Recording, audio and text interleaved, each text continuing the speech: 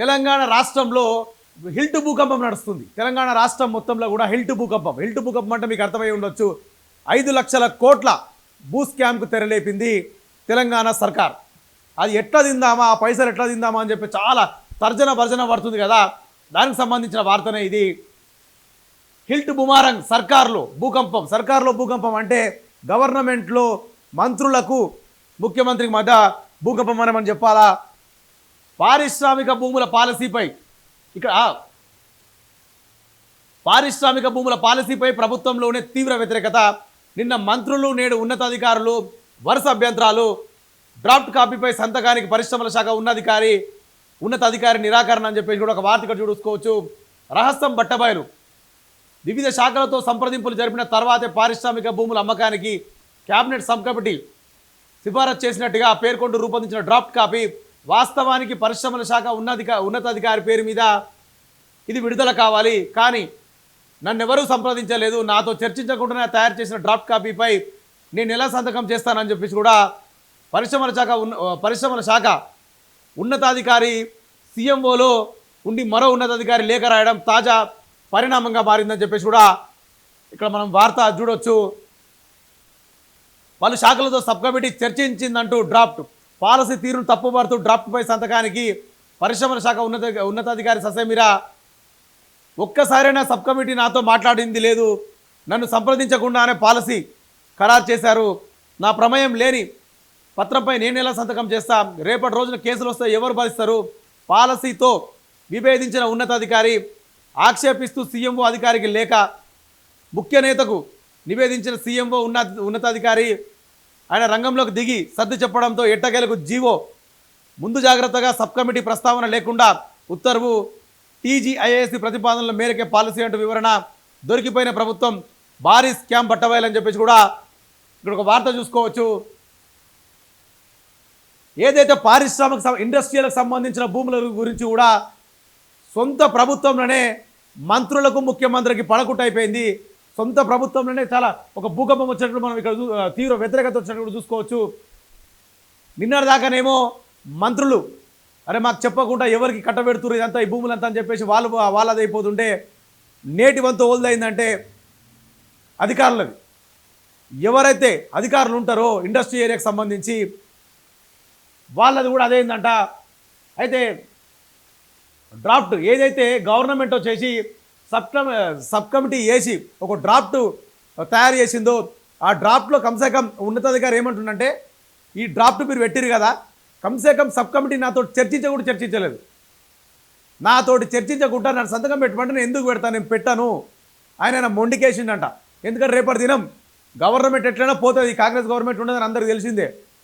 ఒకవేళ గవర్నమెంట్ పోయిన తర్వాత వేరే గవర్నమెంట్ వచ్చినప్పుడు ఖచ్చితంగా కేసుల చుట్టూ నేను తిరగాలన్నా, కోర్టుల చుట్టూ నేను తిరగాలన్నా అప్పుడు అని చెప్పేసి ఆ అధికారి సంతకం పెట్టా అంటే ఇక మళ్ళా మధ్యవర్తిత్వం వహించిన గవర్నమెంట్కి సంబంధించిన ఒక నాయకుడు అప్పుడు ఇక వచ్చి సర్ది చెప్తే అప్పుడు జీవో పాస్ అయ్యి ముంగట పడ్డది. అంటే ఇక్కడ కంప్లీట్గా ఏమర్థమవుతుందంటే ఇది కంప్లీట్గా 5 లక్షల కోట్ల భూ స్కామ్ జరుగుతుందని చెప్పేసి క్లారిటీ వచ్చేసి మంత్రులు ఇంటలేరు, అధికారులు ఇంటలేరు. రేవంత్ రెడ్డి ఏంటంటే ఇక నేను ఎట్లయినా నేను గెలవాను, ఇంకో 2 ఏళ్ళు అయితే మళ్ళీ మూలే చదువుకొని పోయిందంటే కథం అయిపోతుంది, ఉన్న కాడికి దోసుకుందాం, సంపాదించుకుందాం, ఇంతకు మించి ఇంకేం లేదు ఇక నాకు అని చెప్పేసి క్లారిటీగా దోచుకోవాలి, దాచుకోవాలనే కాన్సెప్ట్ తోటి 5 లక్షల కోట్ల భూ స్కామ్కి తెరలేపిరు. కాబట్టి దానికి సంబంధించింది ఇదంతా. ఎందుకంటే ఈ పాలసీల మీద కూడా చాలా మటుకు కూడా ఉన్నతాధికారులు కూడా విభేదించారంట. రేపు కేసులు వస్తే ఎవడు భరిస్తాడు? మేమే భరించాలి కదా. నిజం నిప్పు లాంటిది, అరచేతిలో దాచేస్తే దాగది. 6 మంత్రుల మీడియా సమావేశం పెట్టి అపసోపాలు పడుతూ చెప్పినంత మాత్రాన అబద్ధం నిజమైపోదు. పారిశ్రామిక భూముల వివాదంలో తేలుతున్నది ఇదే. నిన్న మినిస్టర్లు కూడా సపరేట్గా ఒకరొకరు కలిసి చాలా మటుకు మీటింగ్లు పెట్టారు. దేని మీద? ఈ 5 లక్షల కోట్ల భూ స్కామ్ మీద. పారిశ్రమలు మేము బయటకు తీసుకెళ్తున్నాము, ఓఆర్ఆర్ బయట ఉండాలా, కంపెనీలకు మంచి కొత్త ఏమంటారు ల్యాండ్లు తక్కువ రేట్కి కంపెనీని డెవలప్ చేయించుకుంటాము, ఉద్యోగ అవకాశాలు కల్పించుకుంటామని చెప్పేసి ఏదో డాంబరికాలకు పోయి తర్జన ఏం చెప్పాలి? ప్రజలను ఎట్లా నమ్మియాలి, మీడియాని ఎట్లా నమ్మియాలి? మీడియా నమ్మించేంత సినిమా మీకు లేదనుకోరు, కానీ అమాయకులను ప్రజలైతే నమ్మించే ప్రయత్నం చేస్తారు కదా మీరు. నేను దానికే చెప్తున్నా, ప్రజల్ని ఎట్లా నమ్మించాలి, ప్రజల్ని ఎట్లా బోల్తా కొట్టించాలని చెప్పేసి తర్జన వర్జన పట్టుకుంటా మంత్రులు నెత్తి పట్టుకుంటా మరీ మీడియా సమావేశం పెట్టిర్రు. కాకపోతే ఏంటంటే ఇక్కడ జరుగుతుంది ఏంటంటే క్లారిటీగా రాష్ట్ర రాజకీయాల్లో ప్రకంపనలు రేపుతున్న ఇండస్ట్రియల్ ల్యాండ్స్ ట్రాన్స్ఫర్మేషన్ హిల్ట్ పాలసీలు అడుగడుగున సర్కార్ ఆడిన డ్రామాలు గోప్యత వెనుక దాక్కున్న అసలు వాస్తవాలు ఒక్కొక్కటిగా బయటపడుతున్నాయి. మొన్న క్యాబినెట్లో దక్షిణ తెలంగాణ మంత్రులు దానిని వ్యతిరేకించగా ఇప్పుడు అధికారులు కూడా పాలసీని తప్పపడుతున్నది. అధికారులు కూడా ఒప్పుకునే ప్రసక్తి లేదు. కాకపోతే ఏంటంటే ఇక దగ్గర వచ్చి బదలాడుకుంటే ఏదో కింద మీద వాడు చేస్తే ఇక లాస్ట్గా ఉన్నతాధికారి కూడా ఒప్పుకున్నంట, జీవో పాస్ అయింది. అనుకున్నది ఒకటి అయ్యింది ఒకటి. అడ్డం తిరిగిన హిల్ట్ స్కెచ్ 6 నెలల నుంచి తెర వెనక పక్కాగా ప్లాన్. అంటే ఇవాళ ఇది ఈరోజు వచ్చిన ప్లాన్ కాదు.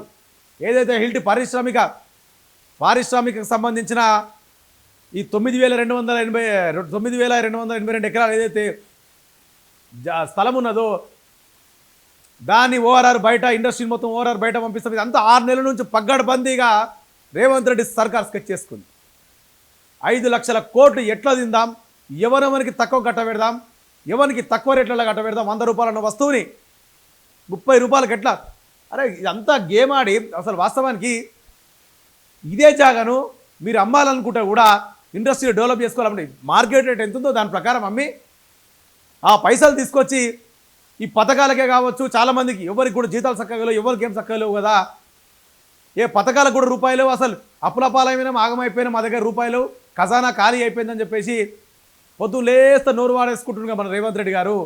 మరి 5 లక్షల కోట్లు ఇది తీసుకొచ్చి రాష్ట్రాన్ని ఖజానా నింపొచ్చు కదా, ఖజానా నింపుతారని నమ్ముతారు కదా. ఇది ఖజానా నింపడానికి ప్లాన్ కాదు. రేవంత్ రెడ్డి గారు జేవులు నింపుకోనికి, రేవంత్ రెడ్డి గారు అన్నదమ్ములు అనుచరులు కాంగ్రెస్ పార్టీ బడా నాయకులు జేవులు నింపుకొని ప్రయత్నం చేస్తారు తప్ప తెలంగాణ రాష్ట్రానికి మాత్రం ఏమీ ఒరిగేది లేదు, సర్వనాశనమే. ఈ 9,282 ఎకరాలతోటి 5 లక్షల కోట్ల భూస్కామ్ తోటి తెలంగాణ సర్వనాశనం అవుతుంది. ఆర్థికంగా ఆల్రెడీ తెలంగాణ రాష్ట్రం వెనుకబడ్డది. తెలంగాణ రాష్ట్రాన్ని కూడా ఎవ్వడు దేక పరిస్థితి కూడా లేడు ఇయ్యాల భారతదేశంలో. ఇంత ఘోరంగా పరిస్థితి ఇప్పుడు చూస్తేనేమో ఇది కథ. షేర్ చేయండి, లైక్ చేయండి, సబ్స్క్రైబ్ చేయండి. మరిన్ని వీడియోల కోసం బెల్ సింబల్ పై క్లిక్ చేయండి.